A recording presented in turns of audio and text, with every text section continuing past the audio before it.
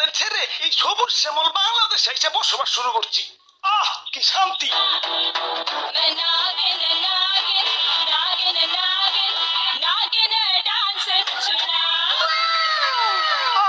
তোমার নাচে সন্তুষ্ট হইয়া তোমারে আমার 101তম বিবি বানাইলাম।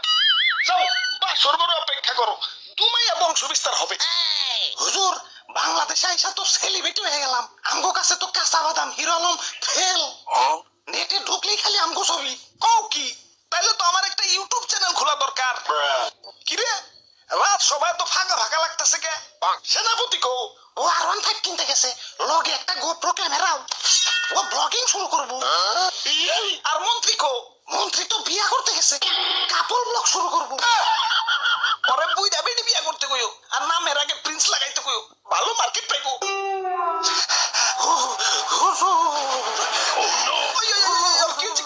মাথায় পানি ডালো, পানি ডালো। পানি লাগবো না হুজুর, আমার রাসেল ভাই পাওয়ার এক ফুপে আমার রাসেল বইন পার এক বাড়িতে একে একে আমার রাসেল কাকু পার, মামু পার, জ্যাঠা পার, ফুফু পার, খালু পার, সব আমার চোখের সামনে খুন হয়ে গেল।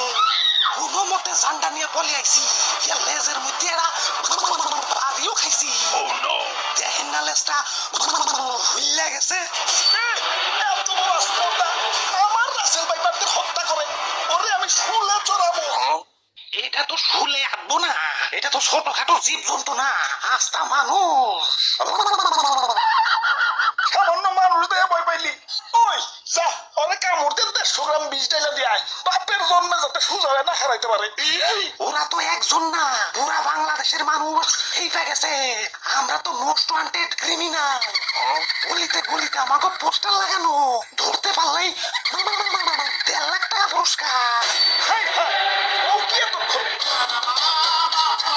হুজুর এইমাত্র খবর পাইলাম মন্ত্রী সাহেব বিয়ার আসরে বৌসুদ্ধা খুন হয়েছে, আর সেনাপতি R15 সহ আটক হয়েছে।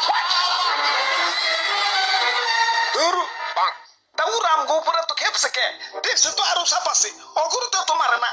সামান্য 150 জনের একটা গ্রুপ নিয়ে বাংলাদেশ আইছি, বংশ বিস্তারই করা পারতাছি না, এর মধ্যে সব শেষ দিয়ে দিতেছে। এভাবে চলতে থাকলে তো বংশ নির্বংশ হয়ে যাবো। হুজুর ফেসবুকে ভাইরাল হওয়ার পর থেকে আমাকে মৃত্যুর হারারও বাইরে গেছে। বাংলাদেশের 1.5 বছরের বাচ্চাও এখন আমাকে চিনে, মানুষের সামনে পড়লেই খেল খতম। কি এলাকায় নতুন নাকি? আসো পরিচিত হই, আমি ধরা সাপ। মানুষ আমার তেমন কিছু কয় না, খুব নিশ্চিন্তে জীবন কাটাইতাছি। যাই হিরা লাগছে, একটা ব্যাং ধরি গে। কিরে ও কি কয়ে গেল? হুজুর ধরা সাপরে কেউ মারতে চায় না, অবলা প্রাণী তো, মাফ করে দেয়। ওই বুদ্ধি একটা পাইছি, পয়সা থাকতে হইলে ধরা সাপ হইতে হইব। মানে মানে কিছুই না, আমাকে প্লাস্টিক সার্জারি করতে হইব। যাও এটা দক্ষ রং মিস্ত্রি ডেকে নিয়ে হোক।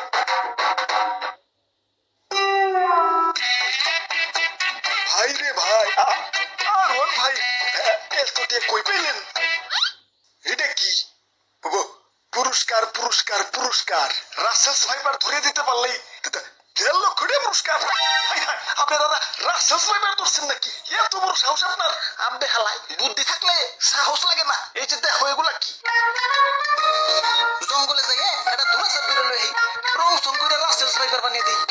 বাস ডুপ্লিকেট রাসেলস ভাইপার জমা দিয়ে কসকসা পুরস্কার নিয়ে আসি। সিম্পল।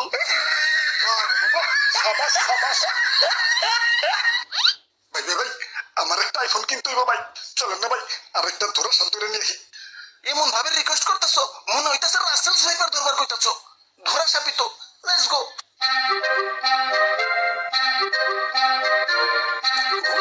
ওই যে ভাই, ওই যে এটা ধরা সাপ।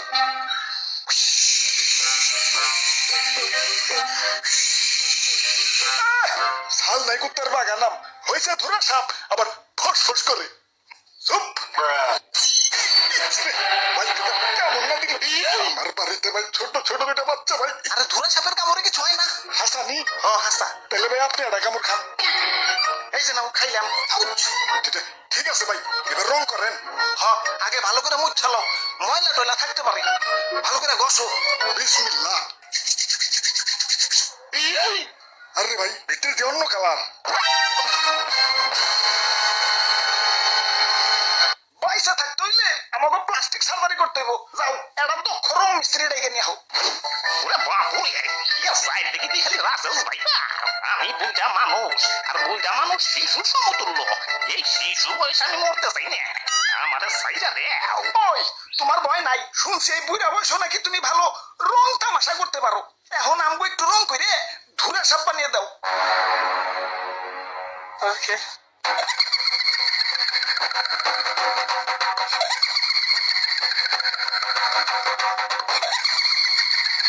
টেকা হইছে এটা তো ধুলা সাপ না কেন জানি রং করে ধুলা সাপ বানিয়ে দিছে खत्म bye bye tata goodbye गया তো জনে মরে যাবা